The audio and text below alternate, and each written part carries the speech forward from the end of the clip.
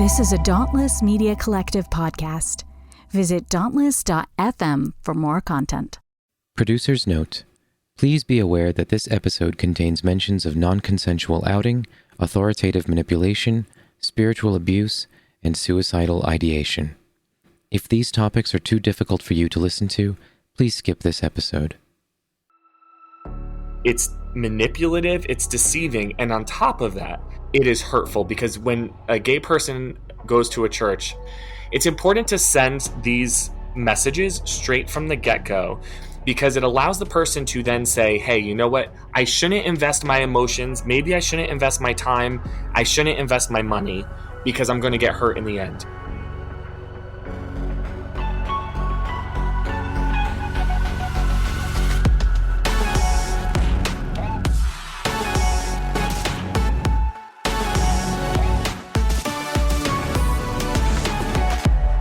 Hi, I'm Nate. I'm Gail. And this is Full Mutuality. On today's show, we're going to be talking about spiritual abuse. We're going to be talking about churches' positions on the LGBTQ community and how that ties into spiritual abuse. So that's where we're going to go. We have Chris as a guest. And before we get to you, Chris, I wanted to zoom out because you and Nate are both from New Jersey, and a lot of this story is going to take place where you're from. But I figured for those of us like me who live in Canada, or maybe people who grew up in the South, where their approaches to these topics might look culturally very different, I figured maybe we could paint a little bit of the religious landscape of New Jersey, if that makes sense. I know you've gone to a few different churches throughout your life, Chris. Same for you, Nate. If someone was coming from a different place in the country, how would you describe the culture of New Jersey when it comes to church and how they handle topics like this, specifically with regard to the gay community? Nate, you have lived in the South, so I think your perspective on New Jersey, you might be able to contrast it a bit, perhaps. A little bit, although my time living in the South, so I was living in South Carolina for about 5 years, and my time down there was in fundamentalism, so my experience down there wasn't really indicative of the larger church world, but based on what I kind of saw there, and like when I was working in churches, I was working for a couple churches here in New Jersey, and one thing that I noticed was that even though churches in both New Jersey and like New Jersey, which is a slightly more politically liberal state, even though there are, some pretty big pockets of conservative areas, New Jersey by and large leans pretty left on the American political spectrum.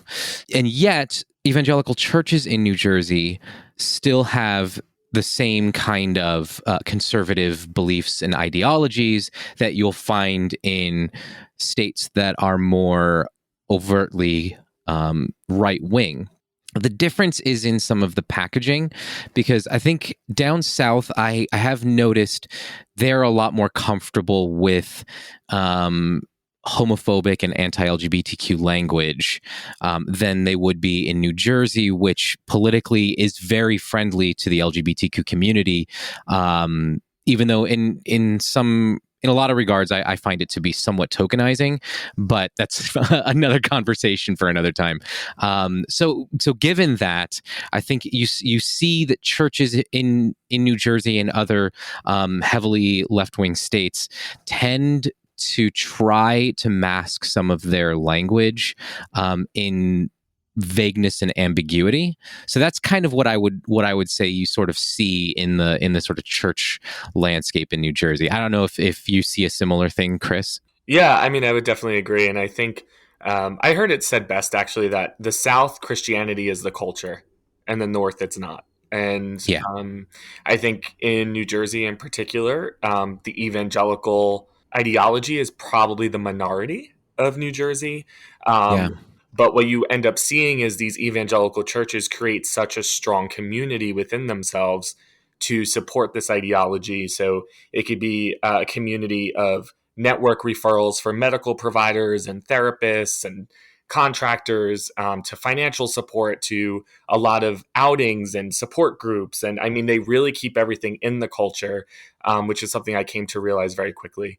Where I think in the South, it's more free to kind of talk about Jesus as a common topic, where in New Jersey, you're not going to see that as much. And I think that what you guys just shared about New Jersey and kind of giving the bigger picture is so relevant to the topic that we want to get into today, because as we talk about, how churches handle the LGBTQ community, I think one of those, how that ties into spiritual abuse really does come into this whole conversation of how upfront are you and how do you go about addressing these things? Like, is it something hidden? Is it something we're direct about? So before we go there, and I really do want to go there, I'm excited to talk about this. Not excited like it's a wonderful thing, but I really strongly believe that it's an important topic, and it's one that evangelical churches need to come to terms with. And that's my background. That's your background, Nate. Chris, you've come out of it. You've had an experience just coming out of it. And so there's a lot to think through.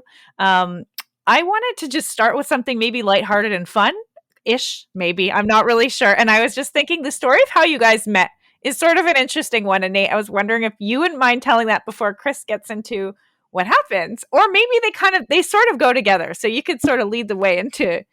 Yeah, they kind of do go together a little bit. So yeah, we actually met at a friend's house, and this kind of ties into how this whole story came about, how I found out about your story, Chris. So I had been hanging out with this little group of friends. I'm part of a network called Brew Theology, which is sort of this interfaith conversation network about different religious topics, spirituality, even science and politics. We'll get into that kind of thing. And one of the members of my Brew Theology group was also a Methodist pastor, and he hosted this little thing called whiskey worship. Where they worship the whiskey? Is that what goes down? Yeah. Well, apparently it used to be like whiskey and worship. I don't know the full story behind it, because I joined in relatively late, but then it evolved from whiskey and worship, kind of pulled the and out of there because, well, we weren't, nobody was really like doing any kind of like, Jesus worship there. It was more like, let's just talk about whiskey. Let's enjoy the whiskey. We'll have a tasting, and then we'll have a meal and just hang out and let the conversation go wherever it wants to go. And Brandon is such a fun guy, the one who runs it. I mean, he really is passionate about his whiskey. And I know we've all met through Brandon. He's an awesome guy. But I only was at whiskey worship once, and it's when he covered Canadian whiskey. And that was a lot of fun. But I think that was the only one. Maybe I was at more than one. All right. Sorry, I cut into this, but go ahead, Nate. Meeting? How did you two meet? Yeah. So anyway, at this, I guess one of them, Chris, you were attending, and I think you had attended Brendan's church prior to him moving to another congregation, right? Yes, I did. Yeah. Okay. So that you I guess you were invited to his event or something? Yeah, I mean, and I'll go into this. He was so instrumental in the healing process of this, because he allowed me to ask really tough questions. And he thought it'd be a great idea for me to come to a group where people were from all different areas and walks of life, and just kind of in a relaxed environment and just talk about different topics. It was really a huge time of deconstruction. And a lot of people that do attend are from the Methodist Church, from what I understand. But I brought friends there who, it's just a very relaxed environment. And I think the goal, if I remember correctly, was to create a casual conversation. I think Martin Luther used to get drunk, if I remember the story correctly, and talk about theology with his friends. And so I think Pastor Brendan had the same kind of thought process, that you could have a really cool conversation. And that the goal wasn't to get drunk. Let me make that clear. But you could have a really cool conversation in a more relaxed environment. And so I think that was, so I ended up going. Yeah. So what was funny was Brendan had actually told me that, I feel like we keep dropping his name. I'm going to have to tell him about this episode. So Brendan had told me about a church that an evangelical church that he was getting a number of people from, and they had experienced trauma at their church. Little did I know that it was you, and that this church that he was referring to was a church that I was on staff at for 5 years. Which, I mean, like, we've been kind of dancing around it since the start of the episode, since we started talking. So we might as well dive in. Chris, you shared your story briefly shared a little bit of your story, because you were kind of still in the middle of it that night when we first met, right? Like, you were still sort of dealing with, I don't know if it was in the middle or you were dealing with the aftermath of everything that had gone on, but maybe if you could give us a little bit of background. You shared your story with me, and I published it to my blog, and I'll share that in the show notes. So anybody who's listening, you can go ahead and click the link there and read the story in written format. But Chris, if you wouldn't mind kind of just sharing a little bit about the background of what went on, and your experience there.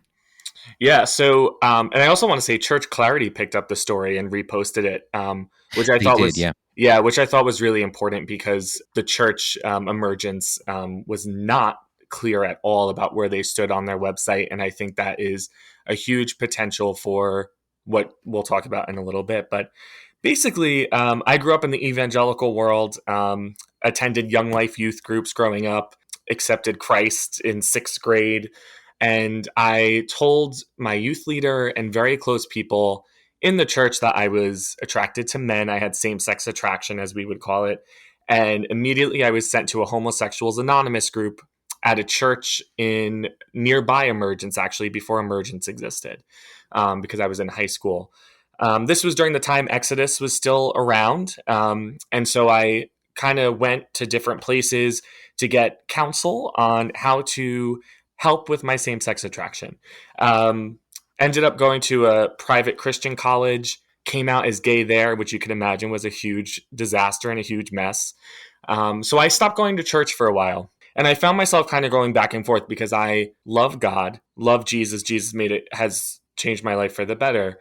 But I was not cured of being gay. I was still attracted to men. It wasn't going away. I've dated women, and you could even ask them. There was no romantic chemistry there. One of my friends, who I'm still friends with to this day, she'll be like, there was no romance there. And and I'm like, I'm so sorry. And she's like, it's okay. But she recommended, I needed, at the time I was in a support group, a secular support group. She told me Emergence had a 12-step program for different areas. They had it for eating disorders, anxiety, depression, alcoholism, drug addiction, sex addiction, you name it. They had a 12-step program called Celebrate Recovery. She said, you'll love it. I ended up going there. I was very honest. At the time I was living with a guy. I said I was living with this guy. I talked about what I was struggling with and what I was hoping to get by coming to this group. And that's kind of how it started. And people started slowly telling me that they were gay, or, in secret, they were going to bathhouses, they were getting massages with happy endings. There was a lot of hidden homosexuality that no one wanted to talk about, and it was coming to me in private.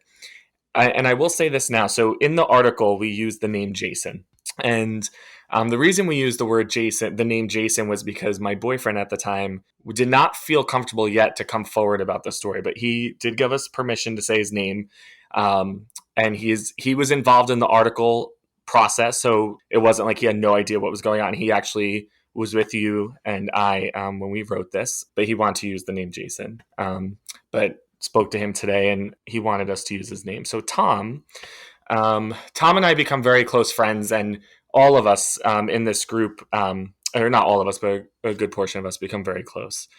Can I ask a quick question? Sorry, Chris, to cut you. Yeah. When you mentioned that this group was for recovery, when you were going to it, and specifically a lot of people coming and telling you, that they were gay privately, you weren't specifically going to cure yourself of like that. Homosexuality was not the reason at all that you were a part of this group. No, this was not focused on homosexuality at all.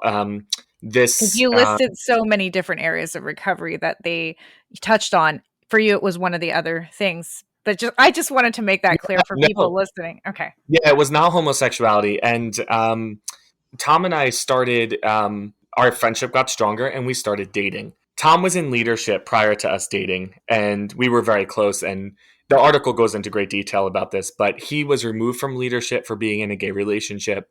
The article also talks about how one of the pastors suggested that he not go on pre-exposure treatment because Was it that, and that was prior to you guys starting to date, or was that while you were dating? This was before we dated. Okay, so before you dated. I think the church pushed, this pastor in particular, pushed the idea that pre-exposure HIV treatment called PrEP, Truvada and Descovy are like the two popular ones. No one should go on that because it encourages them to have sex. Oh, that's like don't have a condom or use birth control if you're a teenager, because then you'll just want to have sex. So hopefully when you're in the moment, you'll just stand strong for Jesus and no one's going to act on any sexual impulses ever because they have chosen not to have protection. That's what's going to be their motivating thing in the heat of a moment. Right. Right. And this was said to me too. So this is just kind of, don't go on PrEP because it's going to encourage you to do it. But the idea was because he was in a gay relationship, he should be on PrEP.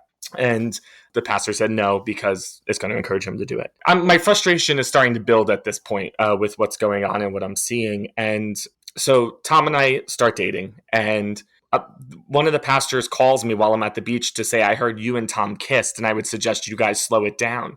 And I'm like, how did this pastor find out that we kissed? Like, where did that come from? And it starts spreading that Tom and I are dating, and Tom gets called into meetings and I'm asking questions. Ultimately, and the article goes into great detail about this, ultimately what ends up happening is they tell Tom that they're going to remove his membership publicly and explain that he is in a homosexual relationship. Wow. Now, Tom is not out yet. So Tom, his family doesn't know. Many of his friends don't know. This was a huge problem. So I texted the pastors in a group, all the pastors in a group text, and said, what you're doing is psychological abuse. This is why people sue churches, because of psychological abuse. I highly recommend that you don't do this because this is emotional torture, and it is not fair, and it is not Christ-like.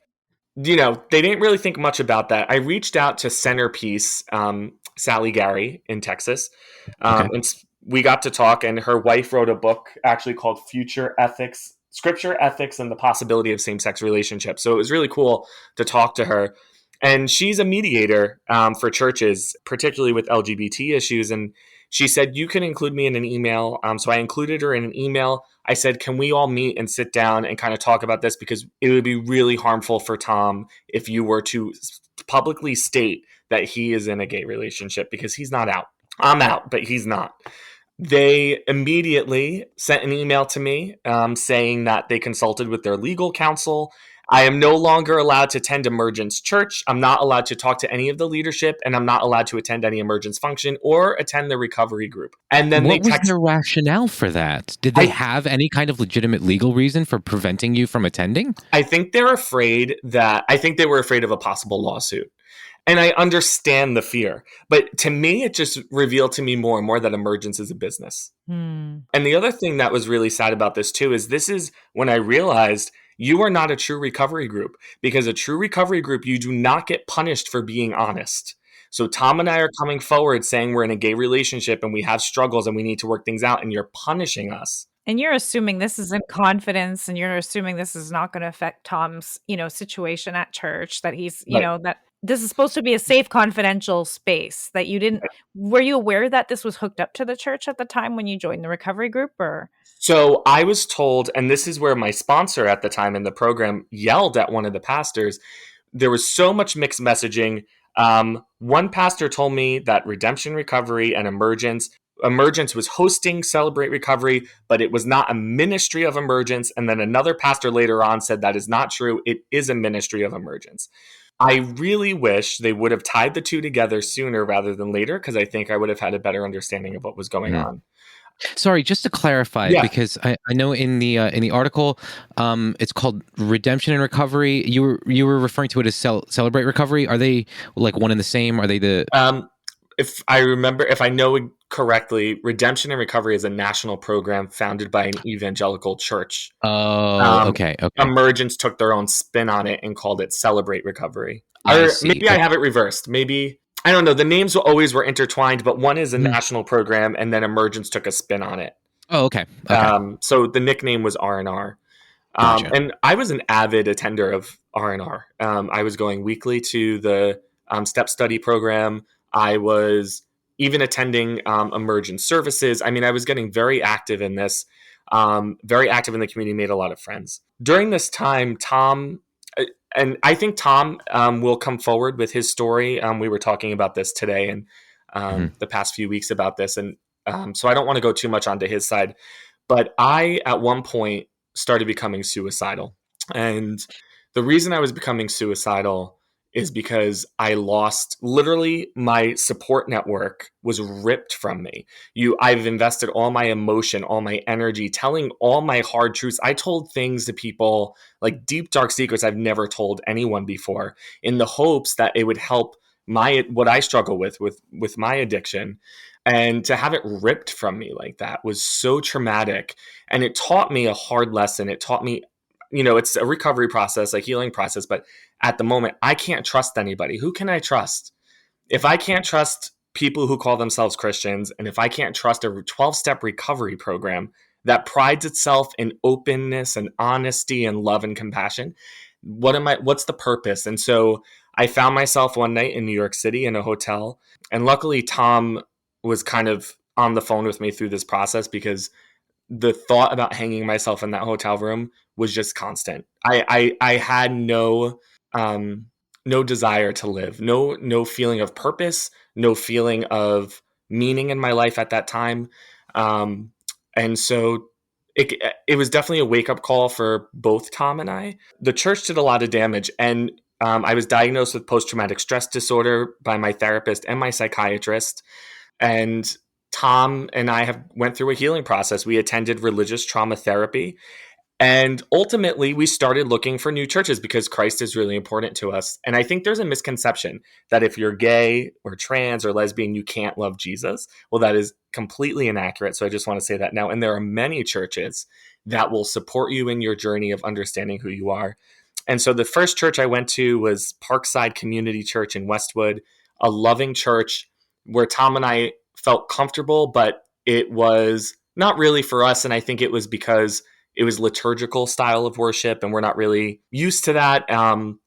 But they were so warm and friendly, and they still, they'll still text us to this day. Especially the music leader will check up on us, which is so sweet, even a year later. And then we ended up we did a search for people that were our age, and it brought us to where Pastor Brendan was. And Pastor Brendan did these spiritual exercises with us. He met with us weekly to really, his whole purpose was, I don't want you to link God and the pain that happened to you together, because that was not Christ. What happened to you guys was not Christ. So Pastor Brendan invited us to Whiskey Worship, and that is where we met. Yeah. That was kind of the quick version. The article goes into much more detail. So I wanted to bring up something, because something that you had touched on earlier was the fact that the leadership at Emergence, basically their recourse, it seems, was to publicly out Tom. Mm-hmm. And I kind of want to touch on why that's a problem. So, Gail and I have had conversations about this in the past, and then, feel free to jump in with your thoughts as well. But one of the things that hits me is that any kind of sexual or gender minority, particularly ones that are not assigned a specific sex at birth, if they're not cisgender, or if you're not heterosexual, mm-hmm. Anytime you're in that category, you could find yourself in some pretty tenuous situations should certain people find out, right? So for a lot of LGBTQ youth, their family might come from conservative Christian backgrounds, who have exhibited hostility towards the LGBTQ community, and so coming out to their family could be detrimental to their, let's say, housing, personal safety, right? They might find themselves on the street after coming out. For others, it might come down to employment, right? You might be working in working for a boss who is conservative.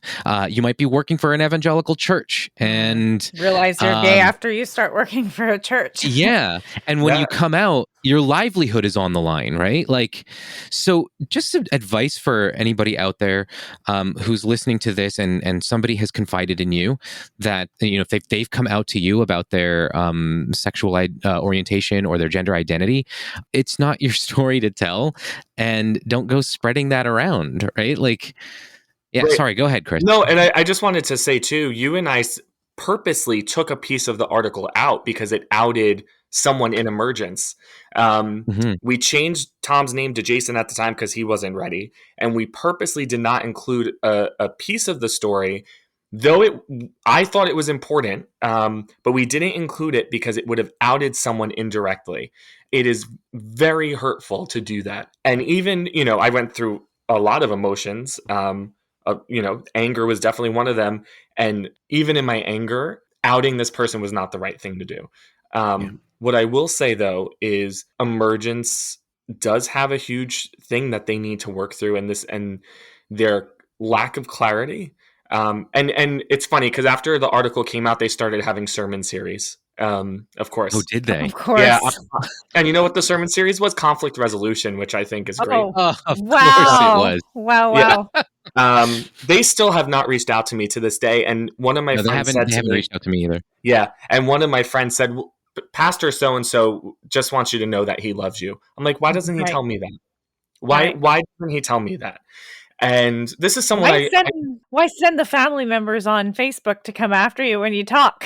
Like, you know, the messaging there is kind of I want to say too, and just make it very clear, there are people at Emergence that still go there that defended Tom and I. They met with the pastors and said what was wrong was wrong.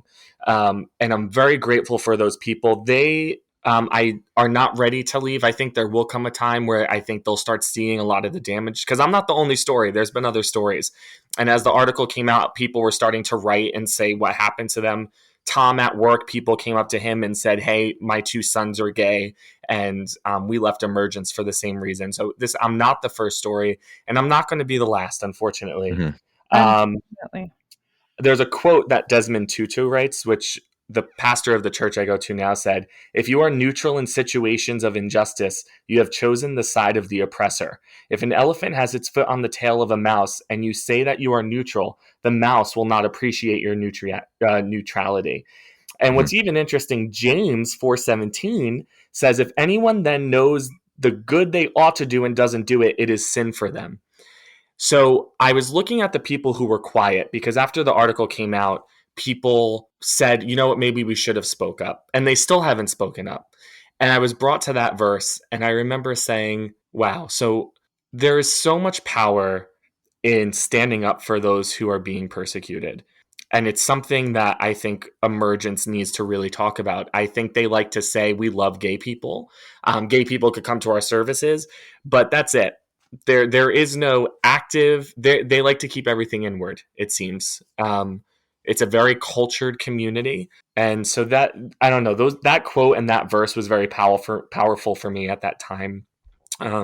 Just reflecting back about people saying, oh, I should have spoken up, but I didn't. And those people, Tom and I don't really talk to anymore. Definitely at my most vulnerable moments, I have noticed who took a stand for me and who didn't. And I think silence can be very, very loud.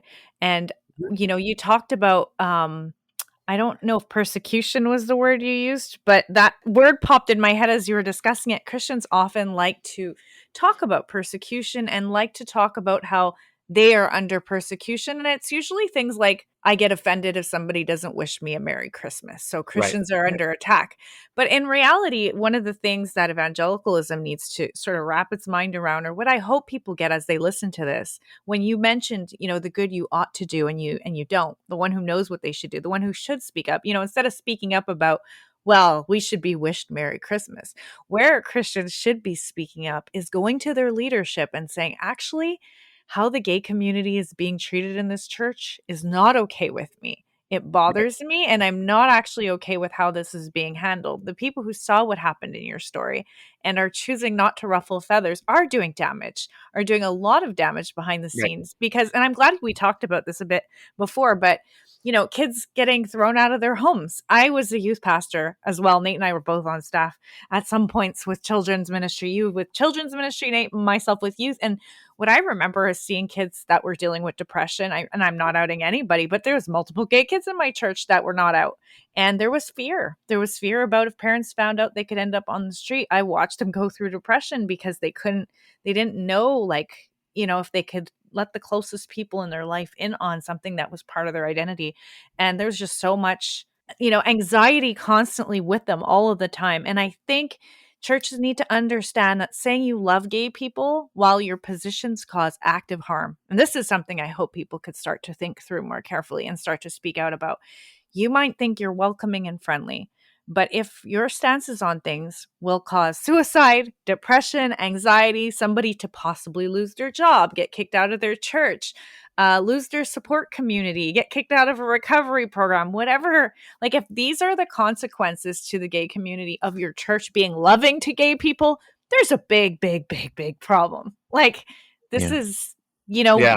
your whole, we're welcoming. And I think this is also a direction when you mentioned church clarity earlier, you said that, they picked up your story as well. People might not know what church clarity is about, but we talked before we even started the podcast. You had a very interesting quote, and it kind of ties into what church clarity does as an organization and why this we're welcoming while actually not being honest about where they stand on things is extremely harmful. I don't know if you remember which quote you pulled from and which book, but So, Padre Gotuma is a theologian who went through reparative therapy in Ireland. And he does a great video talking about how churches that are non-affirming should make their point across from the beginning.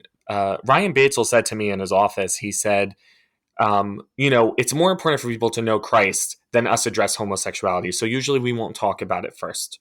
We could talk and Ryan about was the pastor at the church where you He's went through all the lead this. pastor, yeah. And so Padre Gotuma says that is the worst thing to do because it's manipulative, it's deceiving, and on top of that, it is hurtful because when a gay person goes to a church, and it doesn't even have to be gay, it could be anything, maybe a divorced woman or a woman who is interested in teaching Bible classes at the church and they don't allow women to teach. It's important to send these messages straight from the get-go because it allows the person to then say, hey, you know what? I shouldn't invest my emotions. Maybe I shouldn't invest my time. I shouldn't invest my money because I'm going to get hurt in the end. Or, as Padre Gotuma says, they may still decide to come because they like the people, their friends go there, and the sermons speak something to them. But let the person, don't manipulate someone into going to your church. Let them make the decision if they want to go to a non-affirming church or not. And so I thought Padre Gotuma spoke that way more eloquently than I can. And he's a lot more soothing when he speaks because of that, I think, Irish accent. So it's really cool to hear him talk about it. But I think that's really important. And I wish that there was a lot more clarity from leadership when I started going there. And just a side note, my ex and I, before Tom and I dated a year prior, I brought my ex to a New Year's Eve thing at the church for the recovery program. No one really spoke to him. They knew who he was, except my one friend. And my one friend was one of the people, one of the three that actually spoke up for Tom and I. So I thought that was really powerful too. So you can say you love people, but if you're not willing to go out of your way to make people feel welcome, I think, words are just words. Absolutely. And going back to the church clarity, Nate, you lent some support to them at some point or helping. Yeah, I was volunteering for Church Clarity a little while ago. Do you care to give some description of what they do and how? Yeah. So they're an organization. They've got a website that basically provides a bit of a database of churches and their stances on specific issues. The two most important ones being their response to the LGBTQ community and their response to women in leadership. So, and they ask questions about policy, not about what you believe, because churches and church leadership can dance around that. So, what do you believe about same-sex attraction? Well, then they can give all of their little answers, but never actually let you know what's going to happen to you if you attend the church. So, the questions that Church Clarity asks of churches are things like, will you ever perform a same-sex wedding? Will you or a pastor on your staff ever ordain a gay or lesbian minister? Will you ever hire a staff member who is gay, lesbian, or trans? Yes or no questions that get to the heart of the matter. And if a church doesn't respond, then they get categorized on the website as being unclear. And then, so some of the stuff that like volunteers are tasked with doing are things like researching websites, church websites, to try to see if there's any information, whether ambiguous or not. Usually we look for telltale signs like their network affiliation. So if they happen to be affiliated with a network like the Acts 29 network, which is we know that the Acts, Yes. Yep. And we know that the Acts 29 network is non-egalitarian, which means that they don't permit women to be elders or leaders in the church, and that they are unaffirming of the LGBTQ community.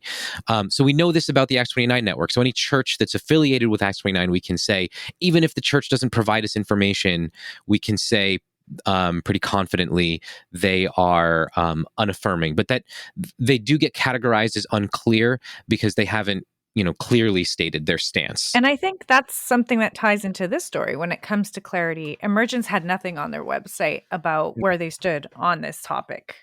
And I think as an observation, that not only, and so I was a part of the Emergence staff from the founding of the church for the first 5 years of its existence as sort of an independent church, apart from the church that started it. And I don't recall any real conversations about how they would develop policy around sexual or gender minority or gender identity minority. There were no real conversations other than, well, here's what the Bible says, and so this is what we believe.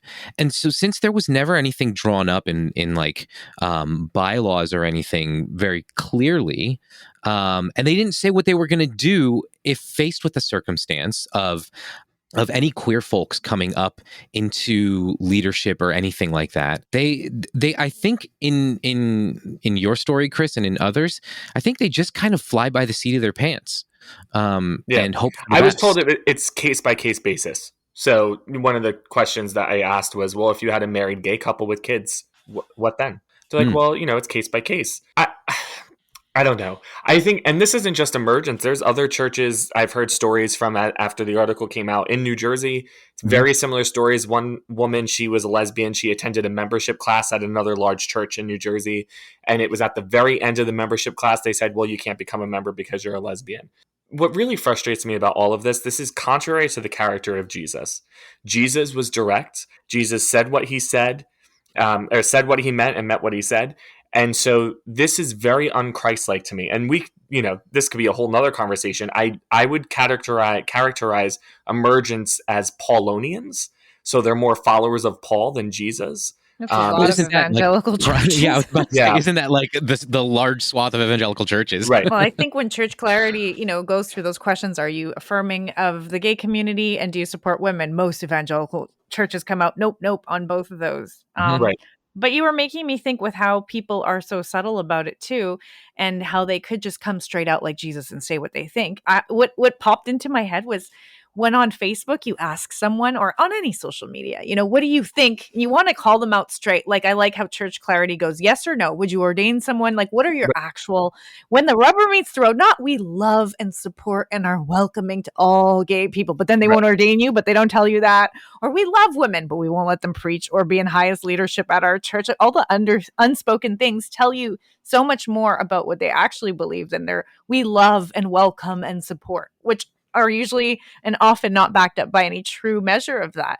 But I was thinking of how when you ask someone directly, often when they are not affirming and when they don't support women, they'll say things, especially on the gay topic, they'll be like, I'd love to answer your question, but let's go out for coffee to have that conversation, because it's so nuanced. It's such a nuanced talk. It's like, no, it's not. You do or you don't support gay. Like, what is difficult about this? Why is this so hard for you to come straight out and say what you think? And I guess I feel from listening to a little bit about how New Jersey works, it reminds me a bit of Canada, where it's not the dominant culture doesn't reflect the evangelical culture. So they can't straight up feel comfortable telling people, hey, we're not affirming. Hey, we don't let women do X, Y, Z. They just don't put a lot of stuff up front. And then they act very supporting towards those communities to try and show the opposite. And then it's like a whiplash later on when you end up finding out that's not actually how it works. Yeah. Mm-hmm.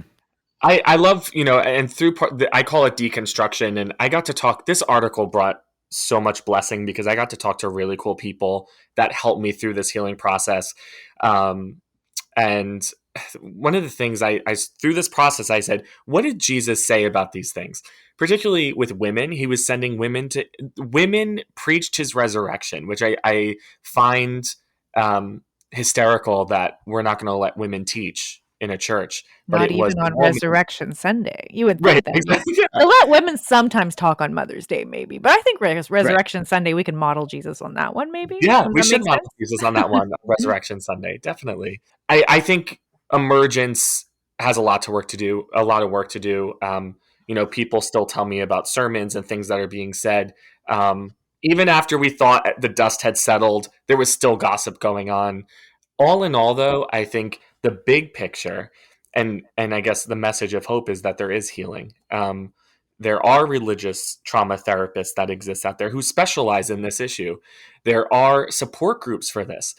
Freed Hearts is a nonprofit. Susan Cottrell, we were talking on Facebook, she runs it. There's so much support out there for people who have been pushed out of the church community. And again, the Emergence and other churches like it, they supply financial assistance, referral sources, food, support groups. I mean, it's such a community. So to be ripped from it is super traumatizing. Thanks for listening. Our conversation with Chris continued beyond this episode, so stay tuned for part 2 of this important dialogue that we shared with him. Be sure to subscribe to us on your favorite podcast app so you don't miss when it comes out, and feel free to interact with us by visiting our website, fullmutuality.com. There you'll find links to our social media pages, contact info, and more. And if you like what you hear, rate and review us on iTunes or on our website. That's the best way you can support our podcast and get the word out there about the content we're providing.